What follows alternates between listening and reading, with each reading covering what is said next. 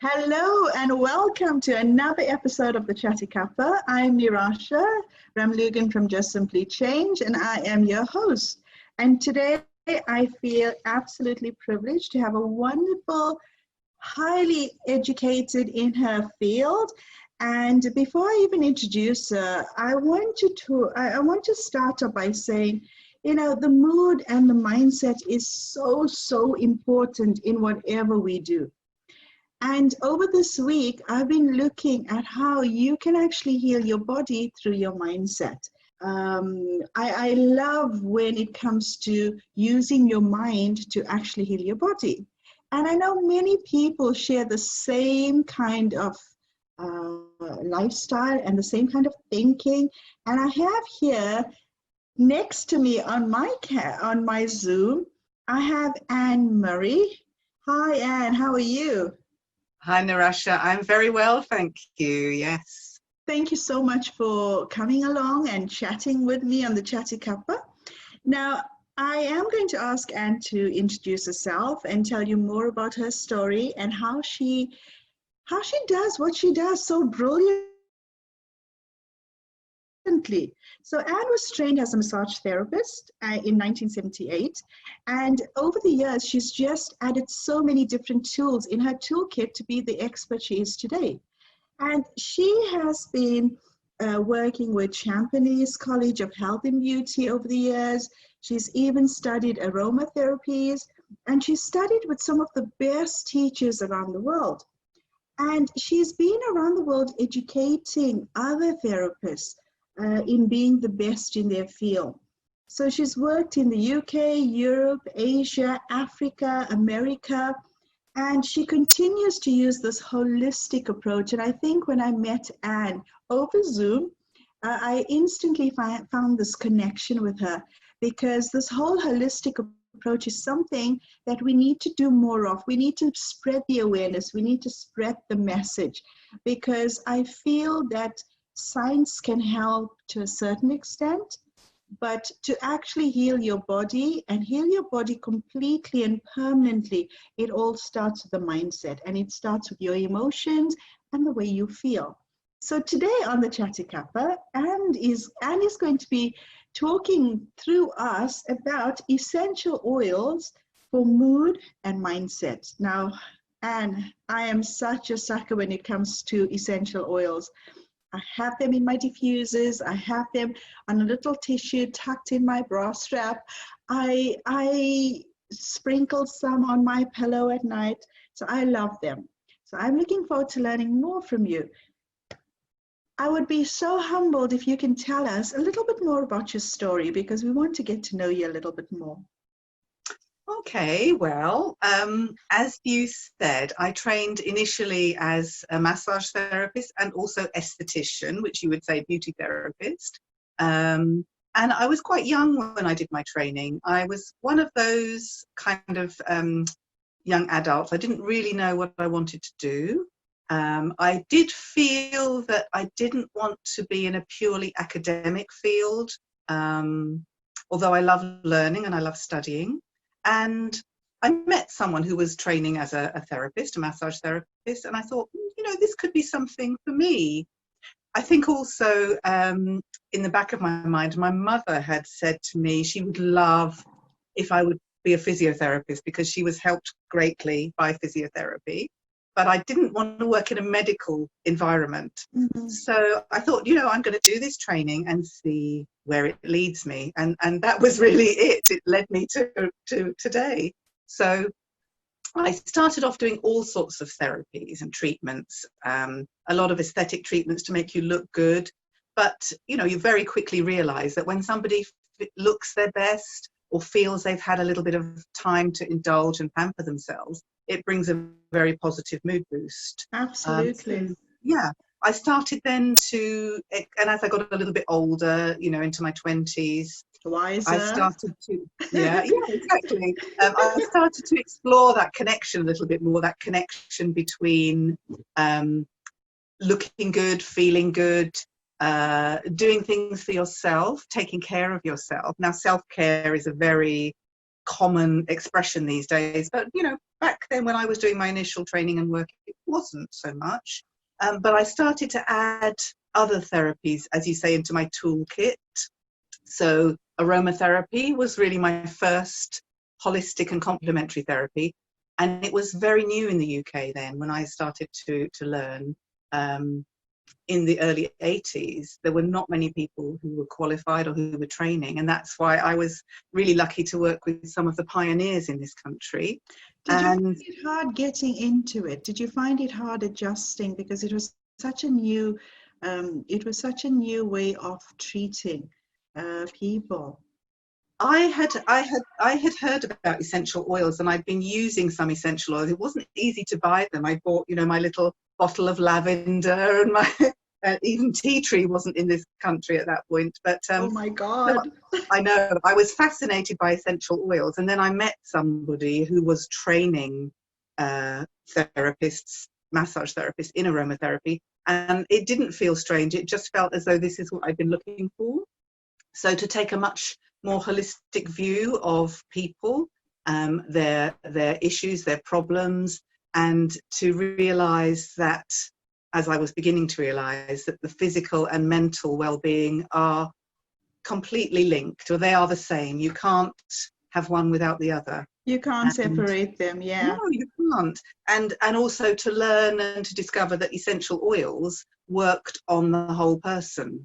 So just picking up one bottle of oil and massaging you with it or letting you smell it, it was working not just on your physical body, but on your mind, and also even deeper on your spirit, on that kind of essence of yourself. So it was a great, and just inhaling it, it starts to stimulate certain parts of your brain, and it's just amazing. It does. And you know, you've got such a beautiful journey as a therapist.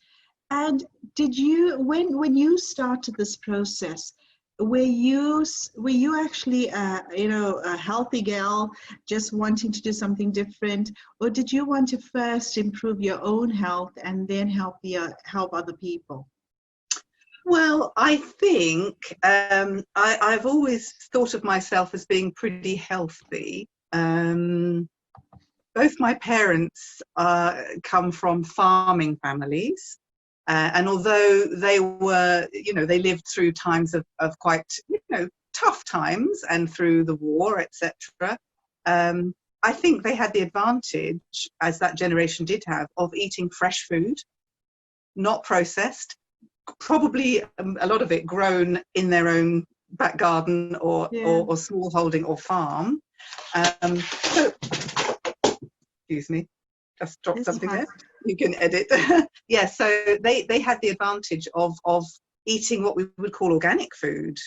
So although both of them said that they were the weakest children in their families, actually they both had very long lives. They had a few health issues.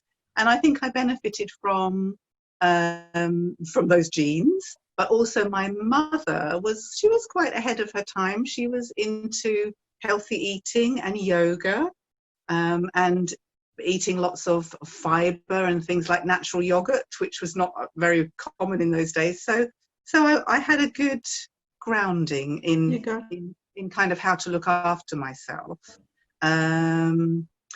But it seems like your parents had given you this beautiful foundation for you to actually build on your health and then be able to spread it to other people.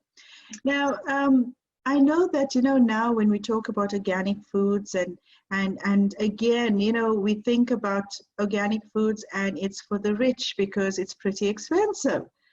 And I find that although we're not talking about foods and organic foods, but having this approach in your childhood, and because your parents passed it on to you, it becomes a generational healthcare system as such.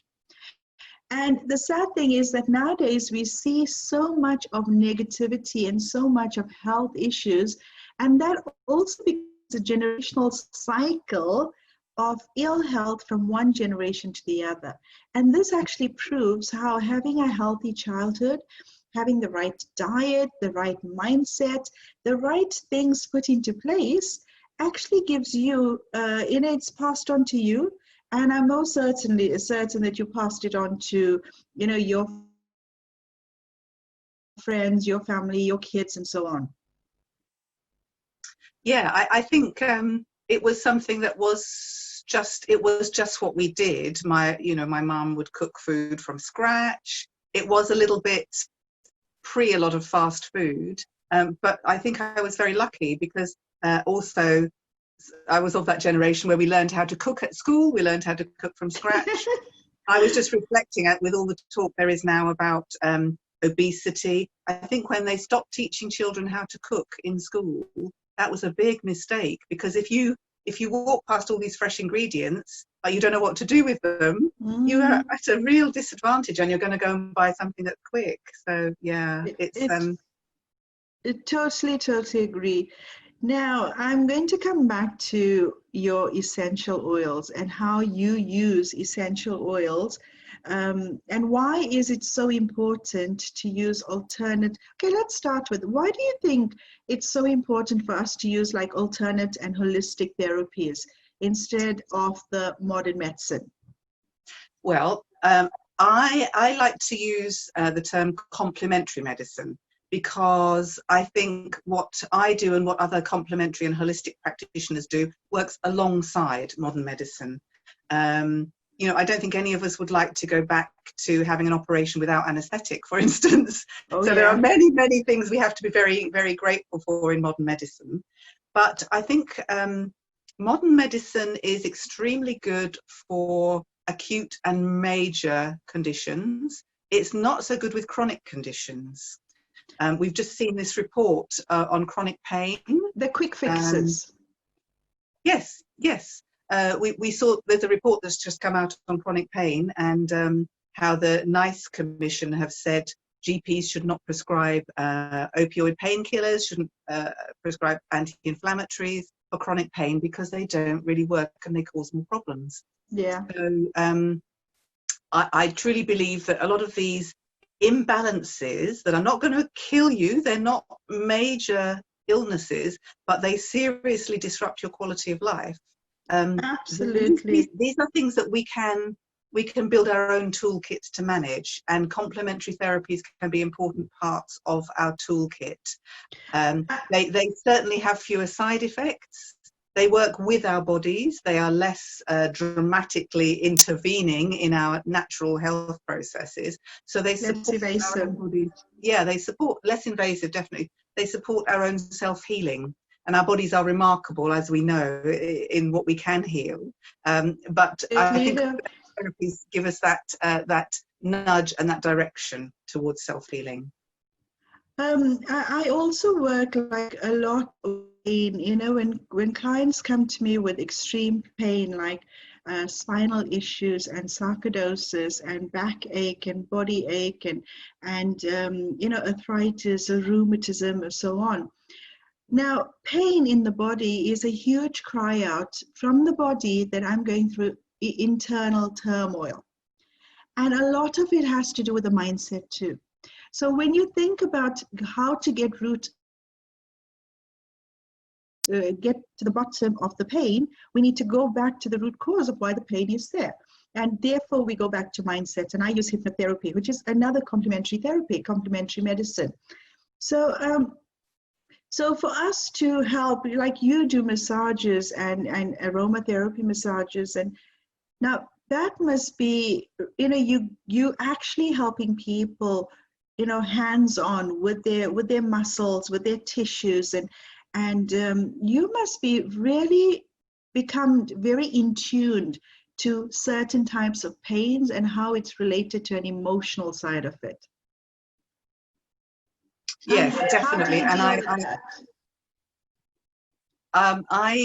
I do really agree with you. And I must say, I am a huge fan of hypnotherapy, because I think, as you say, you can have a simple pain that's caused by an injury, but usually that kind of pain will resolve relatively quickly. But complex pain is often from many different causes, and you only have to look at someone who's speaking about their complex pain and you can get a sense that there is much more going on in their life than just the physical root of the pain. Absolutely. So I think it's fair to say, even if the pain was purely physical to start with, if pain persists for any length of time, it causes a lot of mental and emotional change. It's extremely debilitating. It causes you to change your life, and it becomes an absolute vicious circle of negativity, physical, mental, emotional negativity. So there are different kinds of pain, and it's one of the reasons that I will talk to my clients before treating them and during treatment to discover what else is happening with their lives, and also then to refer them, if necessary, to other therapists like yourself who can help them unravel some of the other factors that are going on in their pain. I still find that some people feel that it's a weakness if they have emotional and psychological difficulties, if they can't cope by themselves. Of course, my pain is physical. My pain has nothing to do with anything else. But I think more people are beginning now to recognize that any of our imbalances, whether physical or mental, have many different components. And I'm so grateful that people are becoming more aware. The other day I was talking to my son, and he's studying medicine. He's going on to second year. And we have some of these debates where he finds like, oh, mommy's talking a whole lot of garbage. It's like that kind of. But then when I go back and I tell him, you know what, this is what I did with my client, because recently I've been working a lot with bipolar. And when I do therapy with my clients, it's not, it's like a whole package. We look at diet, we look at, I actually give them advice on essential oils. I tap into things like Ayurvedic practices and so on. And when you look at it holistically, the client ends up getting healing quicker. Now, for something like bipolar, just the word bipolar becomes a stigma in the person's mind. And they have to filter, they have to be reminded with this every time they pop their pills. And also some of these pills have such bad side effects. You're trying to balance and stabilize the chemicals in your brain by taking a pill, but at the same time, it's giving you this intense appetite where you want to eat sugar things, you want to eat fatty things. And then you end up with another body, self-image, your body image. So how do you use essential oils to affect the mood and the mindset?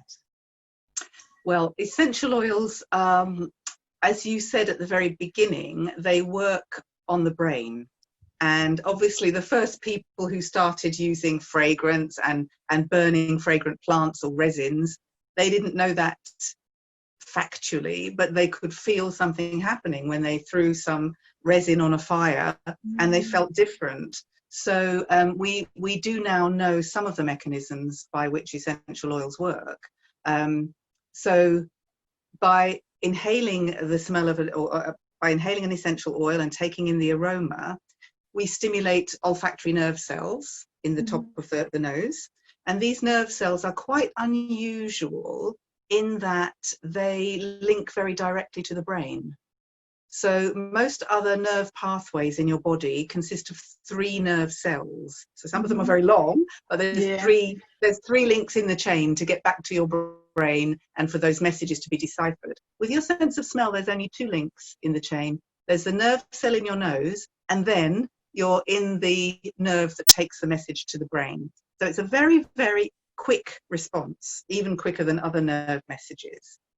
Also, it's quicker than taking a paracetamol. Oh, much quicker, much quicker. Now, some essential oils seem to work more on the mood by inhalation. Some do work physically. So, for example, a very good example is peppermint. If you inhale peppermint, within a few seconds, the muscles in your gut start to relax. This was actually confirmed by a Japanese study where they were using it for people that had to have colonoscopies and were very anxious. They tried peppermint rubbing on your stomach, That did work, but it took about 20 minutes to work. But inhaling peppermint oil, 20 seconds to start the relaxation of gut muscle. So it's amazing. It can work that quickly. So that's a very clear link between smell and physical change. A lot of the time, the link is between smell and emotional change. So we know that certain essential oils will make you feel calmer. Give me some examples. Give my viewers some examples. Yeah, absolutely. A classic example would be lavender. I have a lovely lavender here, which is grown in the Himalayas. So wonderful, pure, clean air and a beautiful fragrance. So lavender is known, I think it's renowned for being a calming, balancing oil. And some people say, oh, I don't like the smell of lavender, but actually if you smell a good, pure lavender, it doesn't have that kind of slightly dusty, musty smell. It's fresh, it's vibrant, it's like smelling the actual plant. So lavender's a classic. Another one would be chamomile for calm and relaxation. One of my favorites is frankincense too. Ooh, I do put frankincense in my diffuser. In my diffuser at the moment that's bubbling away, I have a bit of tea tree oil and a bit of peppermint and some frankincense. Oh, lovely! Yeah, very good for the lungs and the breathing. Frankincense is wonderful for deepening and relaxing the breath. It's also very antibacterial. And mentally, one of my very first teachers used to describe frankincense. It lifts you above your everyday problems. So when you feel you can't see the wood for the trees, it kind of lifts you above the wood, and you can see the whole picture. And I think that's a really nice description. That is such a beautiful, absolutely a beautiful description, because nowadays with, daily living and living in such a busy, hectic world, clarity is, everybody's lives are so clouded and it's so hard to find that clarity. And if we have all these little tricks or these little things in our toolbox, then we will actually be able to rise above it and rise above the woods to actually see the whole picture. Does lavender have the same effect if I have to cut some lavender and put them into a vase?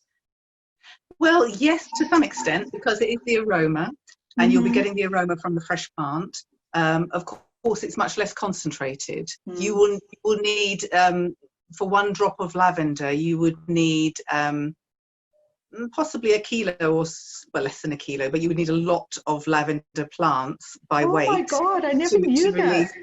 Yeah, my best statistic is for one drop of rose oil, you need 20 full roses, and that gives you just one drop of rose.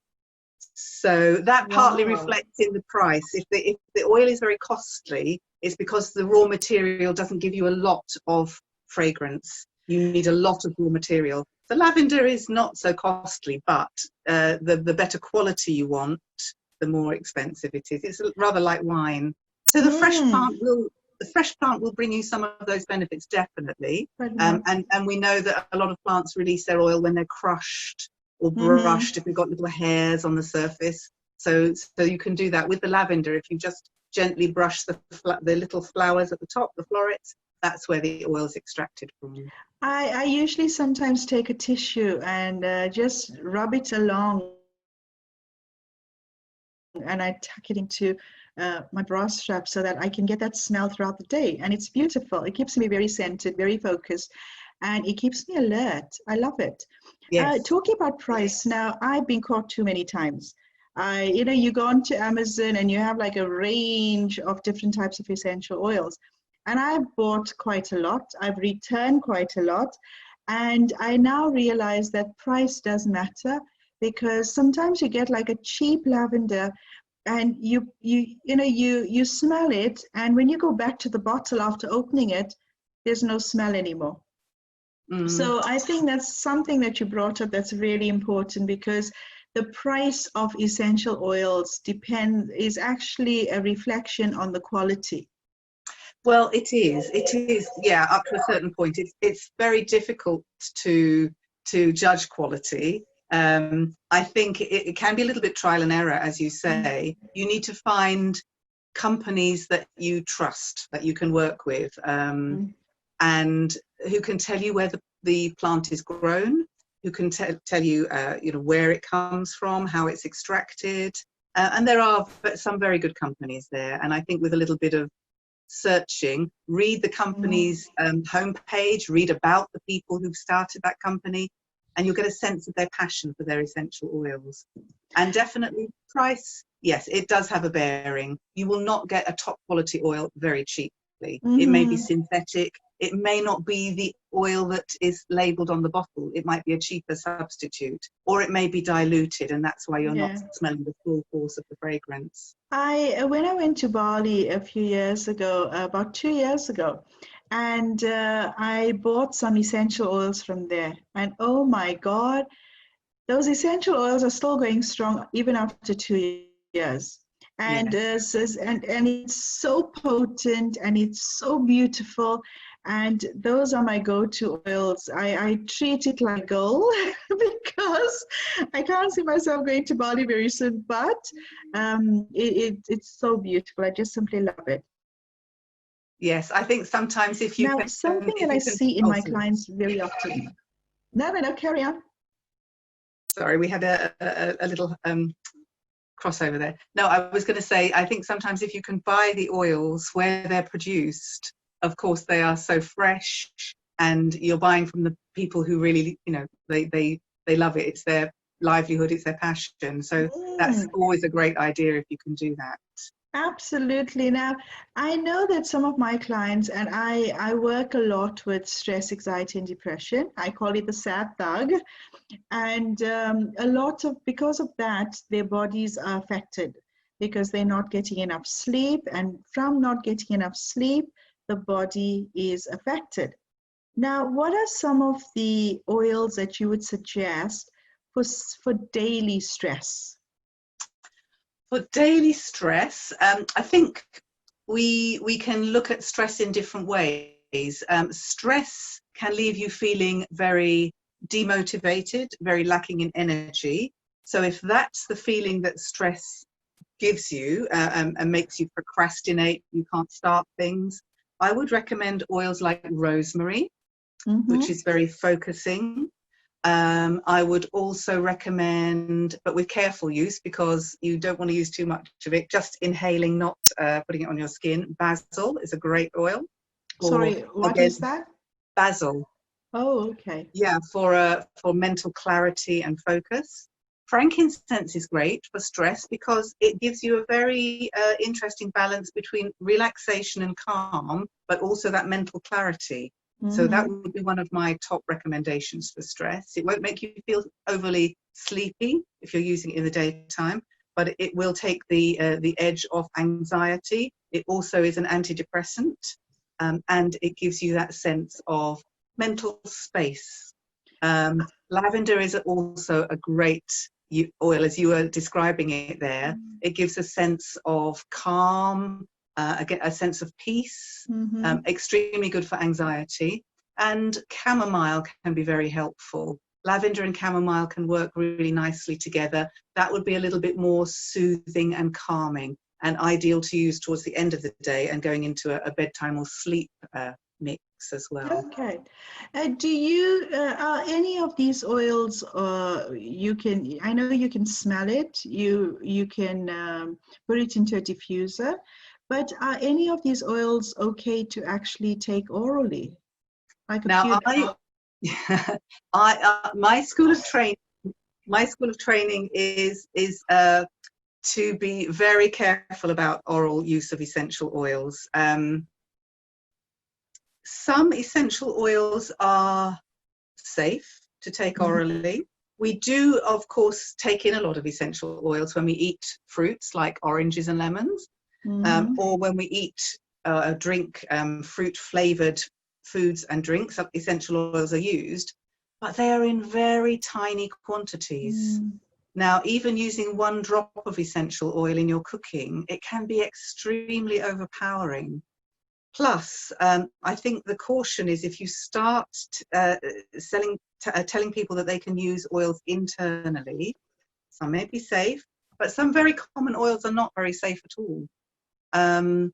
And in order to prescribe them internally, you need to have a good understanding of how they're metabolized through the digestive system. And even some practitioners who traditionally have used them orally, for example, in France, that was always a favored way of using. They are moving now more towards skin application because it is slow and steady. If you take the oils by mouth, they go straight to your liver, and it can put quite a strain on your liver depending on the chemicals that are in that essential oil. If you use that same essential oil externally, it will travel slowly, and it will travel via the bloodstream first, and then in a much more diluted form and much more slowly to the liver, so it doesn't overburden the liver. So that's my take on it, is that I would not recommend people to take them internally. Eat the foods, eat the herbs. Those dilutions are totally safe. If you take 1 drop of rosemary, you are eating half a bush of rosemary. And I don't think that that's necessarily beneficial. You can have too much of it. You can have too much of a good thing. You don't ever take a whole bush of rosemary and put it into your food. Not all at the same time. Not at the same time. And I think it's I know there. Sorry, I know there are different views on this, and I know a lot of the what I would call the second generation of aromatherapy companies are promoting internal use, but I am very cautious about it because I know the power of essential oils, and I've been working with them for 30 odd years. Yeah, so I have some issues about that. I think it is very important to, before taking anything, to do, to speak to a professional, because you do have professionals out there. And it's also important to be able to check the usage, how do I use this?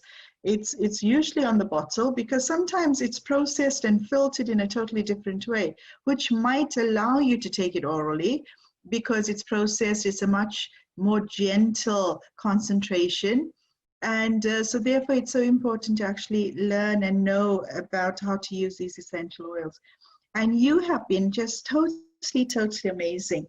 Now, in your practice, what kind of other holistic therapies do you use? Tell us a little bit about Bowen therapy and Okay, yes. Well, yes, so massage is the kind of the core therapy. Aromatherapy as applied in massage techniques, but also I would then prescribe oils for my clients, or mixed blends for my clients, or fragrances and room sprays. Reflexology. Now, Bowen Technique is very interesting. It came over to this country in the early 90s, pioneered in Australia by Mr. Tom Bowen, who apparently had no medical training, but instinctively created this system of very subtle, very light, gentle movements around the body in key points around the body. And it's a rebalancing therapy. So it's a very light touch. It's extremely helpful for people who are in pain or who are very sensitive. And with very small movements, it helps the body to reconnect with areas that it may have been ignoring or have shut down because of pain or imbalance. so And by reconnecting, it helps the body to rebalance itself. Sorry. So is a rebalancing at the where you have your energy points, like your chakras, or is it rebalancing the body part that the pain or? It's allowing the body to physically release tension and release constriction in a physical part of the body, but then, as you know, that can bring with it emotional release as well. If a muscle or a part of the body's been held in tension for a length of time, or if one of the triggers for that tension has been emotional, or if an emotion has become associated with that area of pain or discomfort, then when you release the muscle and release the physical body part of the area, then you may get an emotional shift as well. Well, you often will get an emotional shift, as I'm sure you can appreciate. So although it's a physical-based therapy, like all physical therapies, its effects transcend just the physical. Oh, interesting. And I know you also use emotional freedom technique, and I use a lot of that with my clients, and Oh, yes. EMDR also. So I use a lot of both those too in my practice, because I have like a range of tools in my toolbox too. Because one therapy doesn't just fit everybody, so I do a bit of all. Uh, Mm. how do you actually use EFT? And EFT, listeners and viewers, is called Emotional Freedom Technique, and we commonly refer to it as tapping. I think it's amazing for pain, actually. I think it's amazing for those ingrained patterns of body use and pain. So I would use it as a follow-up to doing hands-on therapies. If we've discovered an emotional cause for the pain, if there's a stress-related cause, if it's, every time I have to go and see this particular family member, I come back with a headache or a neck ache or my shoulders are stiff, then we can address the responses to that particular emotional event. So it's sometimes I do it face to face as a treatment, as part of the treatment, but very often it's a tool for people to take home and use, because it is so it's so Powerful. simple to do and it's so powerful. Yes. Sometimes I I'm sure people look at you as if you're mad. You're saying just tap, just tap. tap, tap, Tap, tap, tap, tap, tap. tap. But it's incredible. It's incredible. Now, I combine my tapping with another process called havening. So, havening is, the power of stimulating the nerves under your skin. And it's just super, super, super. Now, I use tapping also for my cancer patients, the clients that come to me to release depression and the stress and the emotional and the anxiety attached when they find out that they've got cancer. Because when the mindset is not in the right place, it's very, very hard to actually allow the body to accept the chemicals to heal the body. So I actually put a happy button for them at this point here, where in between their collar. So when they are going through chemotherapy and things like that, I actually tell them that this is called happy tapping, because when you tap, you need to smile, because a smile just releases natural serotonin, which is a natural painkiller, and just tap your happy buttons. And you'd be surprised that so many of them, together with hypnotherapy and rapid transmissional therapy, they've, things such as oh gosh, it's slipped my mind. Things such as even leukemia. I've had a few clients that went into a state where their cancer was in recession. The cancer actually went to that point where they could heal their body. And because I also give them a really powerful audio to listen to, where we command the cells in the body to work in a specific way, and where we release the cancer, why did the cancer choose your body? And when we go back to the source, we get rid of that. But you know what? Tapping, happy tapping, and all of these things, this holistic approach is just phenomenal. I I can't think explain, and you've done an amazing job in explaining and giving us some really awesome tips on how essential oils can be used for mood and mindset. Before we finish, time just goes zooming by. Before we finish, can you just give us a few helpful, quick tips, practical tips that our viewers can actually use to release certain emotions or even certain pain in the body? Well, I think in terms of emotional release, the oils that we've talked about, very easy to use, just popping them onto a tissue, and as you do, tucking them down your bra, taking a few breaths. I'm a huge believer in breath work, so Yeah. doing a breath that can trigger the parasympathetic nervous system, where your exhale is equal to or longer than your inhale. Do that while breathing in the essential oil of your choice. And that is going to bring you so many benefits, from inhaling the oil, the breath, the parasympathetic nervous system, calming the stress, resetting your body onto a calm and relaxed setting rather than our everyday stress setting. In terms of pain, if you have an area of your body, let's say neck or shoulders, which are feeling tight, I can show you a very simple do yourself at home. Use this technique where you roll across the muscle. You just tuck your fingers in behind the muscle and you roll across it, as if you were opening a stiff door or a stiff gate. And if you do it on the back of your neck, you can feel those two big bands of muscle, one going up either side of your neck. Yeah. Just almost peeling it open, as though it was a stiff door or a stiff gate. Walking down your neck at the back is amazing. You can do it to the top of your shoulders, over your clothes. It's a little Bowen Technique movement. And you can, if you're sensitive, if you tune into it, you can feel almost like a release, a flood of sort of softness and coolness going through that part of your body to really release I can that feel it tension. here. Yes, Yeah. great for working too much on the keyboard. Do you play keyboard? As in computer keyboard. Oh, yeah. Well, it's good to hit the piano keyboard too. Well, Yeah. you know what? Thank you so much. Can you tell tell our Chatty Cuppa viewers where can they find you if they need to tap into your expertise?